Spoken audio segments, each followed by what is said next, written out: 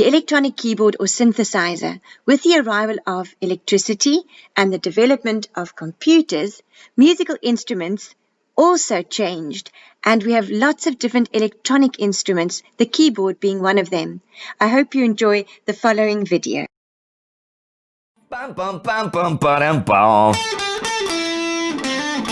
Bum bum bum bum ba-da-dum. You guys know bum bum bum. Yeah, I cannot get that song out of my head. What is it? Everybody knows it, but nobody knows its name. Is it from like a game or a film or some classical piano warm-up exercise? No, I got it. Well, Bob Moog. It's something to do with him, but I don't know what. But without him, the last 50 years would have sounded a whole lot different.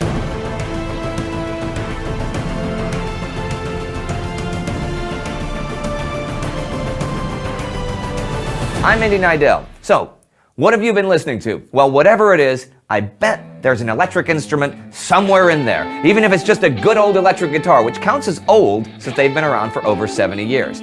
But a lot of electronic music nowadays is made on synthesizers, and that's pretty much what we're talking about today. Now, if you cast your mind back to the beginning of the 20th century, you see that many artists wanted to reinvent the world and began working with non-traditional methods of expression. And many musicians wanted to free themselves from traditional instruments. Electricity was becoming more and more a part of life, and people thought that electric instruments would soon be reality. The telharmonium, an electric organ that produced sounds by vibrating solenoids, was built in 1897, but it wasn't exactly portable, weighing 200 tons. In 1906, a new type of radio receiver was built. It got fairly poor reception, but it made its own sounds too and was known as the Audion. It was never an instrument in its own right, but it did give us the basic technology for the amplifier. And maybe you know of the theremin, the woo sound in sci-fi movies from the 50s and in the Beach Boys song Good Vibrations. Well, that emerged in the 1920s as a byproduct of Russian research on motion sensors. True story.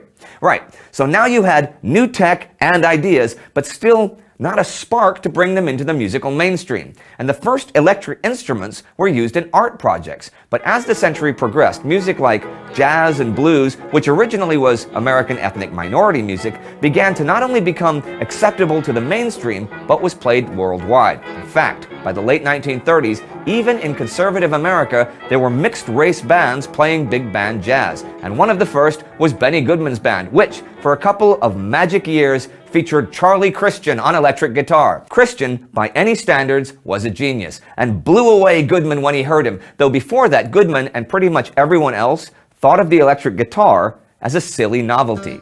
So, the electric guitar had arrived. Guitars in general had a rather shadowy existence in bands since their sound was so easily overpowered, though of course they were an intrinsic part of traditional blues. But now, after the patenting of the electric guitar in 1937 by George Beecham, you just needed a basic amplifier and off you went.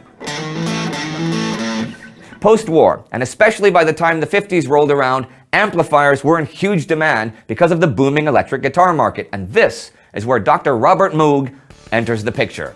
In 1954, he founded a small company to build amps and theremins. He also conducted electrical engineering research on other machines that could produce sound, what we would today call synthesizers. At universities and some really high-profile studios, such machines were already in use, but they were huge and really hard to work with, like the RCA Mark II synthesizer, which took up a whole room but was the first programmable electric synthesizer.